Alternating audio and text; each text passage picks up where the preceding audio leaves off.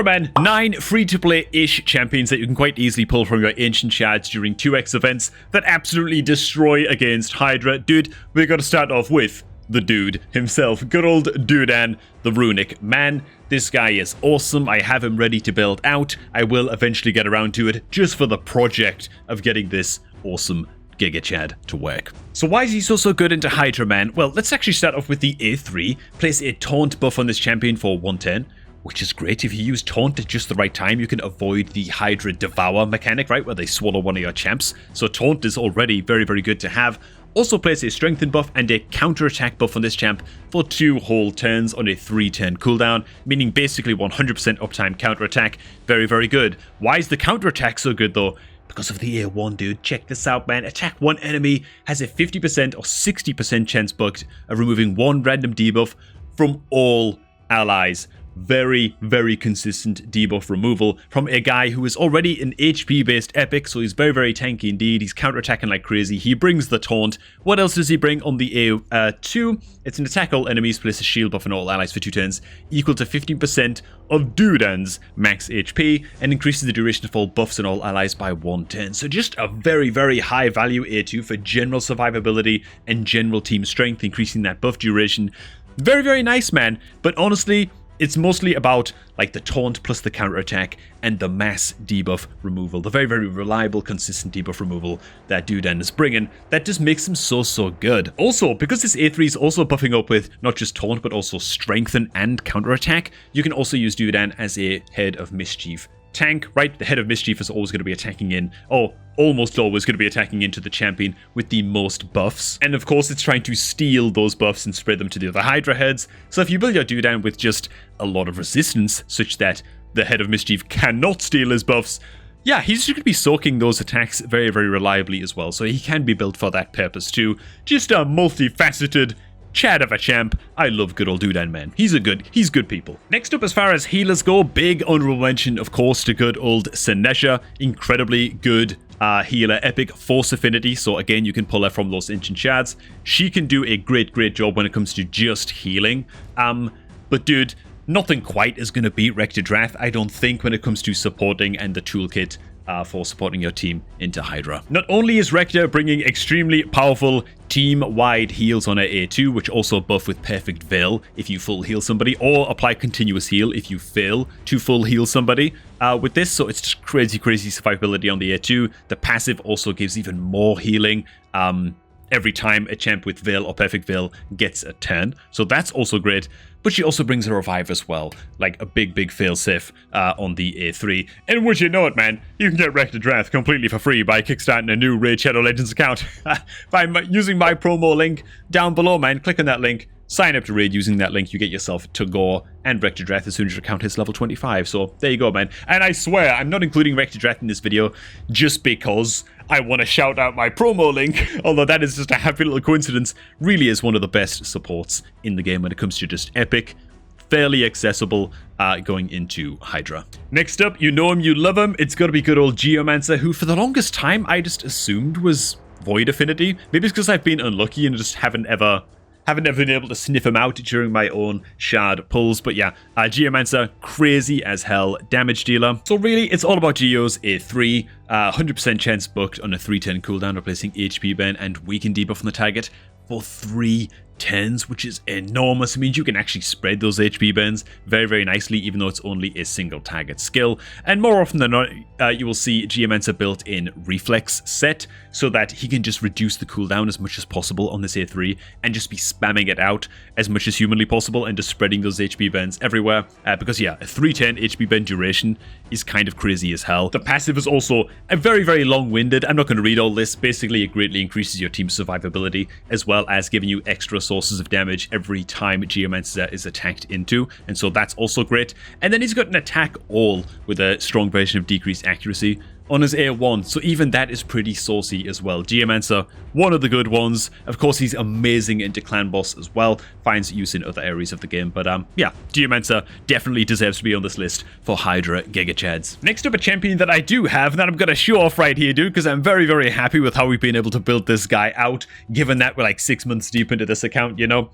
Pretty proud of my good old Royal Guard, even if he's got a couple of like hodgepodge pieces of gear here. His stat rolls, I'm pretty goddamn pleased with these, but Royal Guard is one of the good ones. He's a magic affinity epic, and you just want to build him with as much crit damage as you possibly can. It's the long and short of it. And it's because he is one of those champs that is, of course, dealing damage based on enemy max HP on his A2 here. It's an attack all enemies skill as well. Mine is fully booked up. I'm ready to test him out since fully booking him up. Haven't actually just got round to that just yet at the time of recording this video, but this guy absolutely smacks into the Hydra heads. On his A3, he also has a 4-time random hitter, with each hit having a 75% chance of placing strong version of decrease speed for a couple of turns, which is just excellent.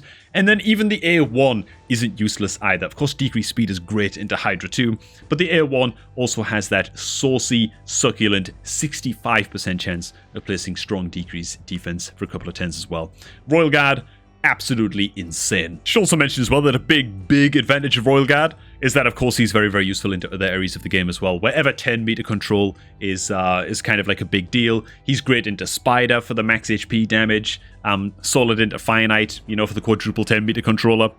Very, very nice, man. Next up, we've got good old Husk, a champ I do not have just yet, but honestly, he's just kind of similar to how Royal Guard works, except outside of Hydra, Husk is better into wave content, and here's why, man. It's an attack all enemies on his A2, has a 50% chance bugged of placing a stun debuff for 1 turn.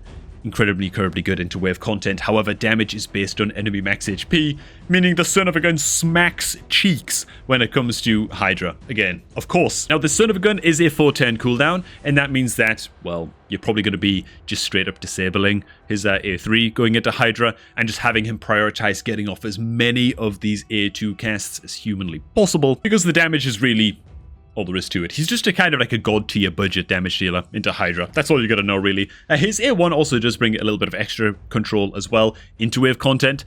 Double hitter with a 35% chance of placing a provoke debuff for 1 turn as well.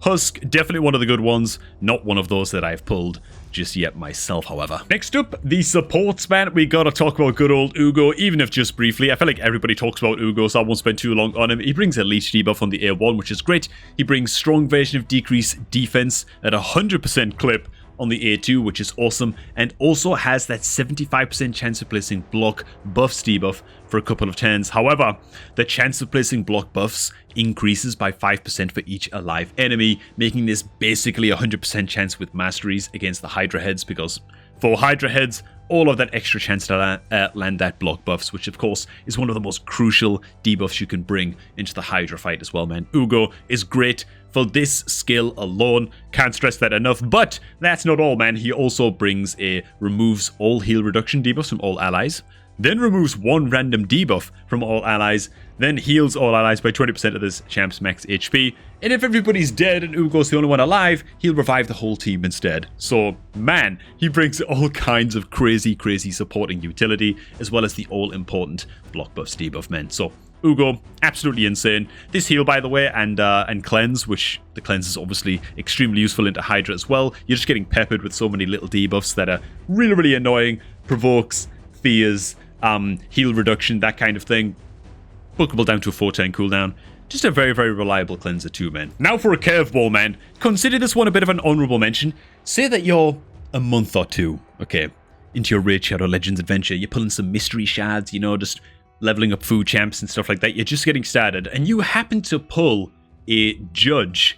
Dude, if I could go back in time and choose, like, well, he wouldn't be my top rare that I choose, obviously, but I'm just saying, if you get a judge very early on your account, and you end up leveling up to 50, for example, you might want to take him all the way up to 60, depending on what kind of champs you are lacking going into Hydra. This guy brings a lot of very important debuffs, and they all stem from his passive. He might only be a rare champ, but he can be just a decent starter into many areas of the game, including Hydra. So on his passive, it reads, with each hit, has a 30% chance of placing a strong decrease accuracy debuff, decrease speed debuff, decrease attack, or decrease defense. All of these are useful into Hydra. Decrease defense, decrease speed being more important than the other two most of the time, but still, they're all quite useful, and it's just every single hit has a chance to apply these debuffs. Why is that so good? because his A2 is on a 310 cooldown and it's a double hitter. Fills the 10 meter of Judge as well by 10% for each critical hit. So he's a little bit stat hungry. Fair enough, right? You're going to need to build accuracy on this guy. You're going to also need to build 100% crit on this guy in order to get that 10 meter fill. But dude, this is like really, really good. This is like situationally really, really good indeed for a rare champ. I think that he's worth a mention. What do you guys think? I'm thinking like reflex set, couple of pieces of perception gear for a bit more speed, a bit more accuracy, and as long as you can hit the stat checks on this guy. Again, he's quite stat hungry, so maybe for like a beginner player, it's a bit too hard to gear this guy optimally. Maybe that's why he's not so much of a good recommendation, but I think he's worth at least mentioning as an honorable mention. If there's one rare champ that maybe gets overlooked a little bit, I think I'm going to go ahead and throw a Judge's name out there. What do you guys think? Next up, a champ that absolutely revolutionized my account and just leveled me up big time. Gonna be good old Doom Priest. The only thing I'm gonna draw attention to on Doom Priest, both of their skills are very, very basic, increase attack, whatever. It's all about their passive. Just build her as fast as humanly possible. Relentless gear if you can, so she can get that extra 10 every now and again, and get this passive ticking as much as you possibly can. Heals all allies by 7.5% of their HP, and removes one random debuff from them at the start of this champion's turn. That's all it is. Very, very reliable cleanser. Solid healing. Great into Hydra. Honestly, she's done such a damn good job for me. I will eventually replace her with legendary options and stuff as they continue to develop things up and build more Hydra teams and get a bit more advanced on my account. But Doom Priest, so good. So good, man. Especially as just like a really, really budget option. And next up, I swear to God, man, I've probably missed all kinds, by the way. Super accessible champs. Make sure you get some suggestions down below, man. Help your brothers out down there. That's what this channel is all about, man. Hey, where's Mordecai? There he is. Force Affinity Epic Champ for the Sacred Order faction. Mordecai, man, this guy's actually crazy as hell. He has an insane kit. A3 is what we're most interested in with Hydra. 100% chance at a 410 cooldown, replacing HP burn debuff on all enemies for a couple of turns. Very, very good indeed. Mordecai is especially helped by the fact that this is not a attack all enemies with a 100% chance of HP burn, because then you can get a weak hit against some of the Hydra heads, right? If they're negative affinity, you can run into problems with that and not get the HP burn off, but this is just 100% chance to place HP burn, meaning damage doesn't come into it, and this skill can't weak hit in the same way, which is just really, really good. In addition to that, Mordecai, of course, has uses in other areas of the game as well, which is just great, mostly because of his A2, 100% chance of decreasing the 10 meter of all enemies by 15%, and fills the 10 meters of all allies by 15% as well on a 310 cooldown. Mordecai, again, one of the good ones that's just going to unlock a lot of areas of the game for you if you're just starting out. Don't underestimate the son of a gun. He'll help you out in things like Spider as well. HP burn also becomes a big and useful mechanic going into Doom Tower. I'm thinking Frost Spider and that kind of thing. So yeah, Mordecai, if you're just starting out, don't underestimate him, man. And you know what, man? Final shout out in this video. Good old Buff the Rancid, recent fusion component, of course, that we've seen added to the game fairly recently, and so his reviews are still very, very green, very, very new. But yeah, Buff the Rancid is quite a solid one, man. His passive reduces all damage taken from poison debuffs by 50%, which when you're first starting out on Hydra, might be a bit of an issue for you, right? One of the Hydra heads does like its poison damage. You got an attack all enemies on the A2 with a 100% chance of placing strong decrease accuracy for a couple of turns. Also increases the duration of all ally buffs by 1 turn, which is also great, just very, very solid. Never ever underestimate this skill. And then on the A3, remove 2 random debuffs from all allies and then heal them by 10% of their max HP. And then you also get the increased accuracy buff as well. Just a great, great progression champ. This is also on a 310 cooldown, big cleanse, little bit of extra healing. I think that buff is a decent start to going into Hydra. Is he going to absolutely like crack open Hydra and just unlock the game mode for you? Probably not, man, but hey, just a quick shout out to all of those fusion component champions. Sometimes they're way, way more useful than you might think, and they just kind of get outshone by like the main fusion champion, but they can still find decent use as well, man. So I think I'll wrap it with both as a final sort of honorable mention as well. So hey man, do you agree with the list? Do you disagree? Do you think I'm crazy as hell? Do you feel like I missed any huge, just juicy, succulent, super accessible epic champs or rare champs even that can help get you started into Hydra that maybe I missed out on this list, man? Drop them down below. Hey, for now, thanks for watching. Hope you all did enjoy. If you're looking to start up a new raid account on a new device that's never had Raid Shadow Legends installed before, because that's the only way to make a second account and use a promo link, apparently, then make sure to use my promo link on like your uncle's mobile phone or something to go ahead and unlock a free copy of Rector Drath as soon as your account hits level 25. Make sure you ask your uncle for permission, by the way, goddammit. I don't want to hear about the percentage of mobile phone thefts and stuff going up because I've been shouting out this promo link and telling you guys to use on a new device that's never had RAID installed before. Alright, enough nonsense. Thanks for watching. Do enjoy the rest of your night. I'm going to catch all of you guys just a tad bit later, man.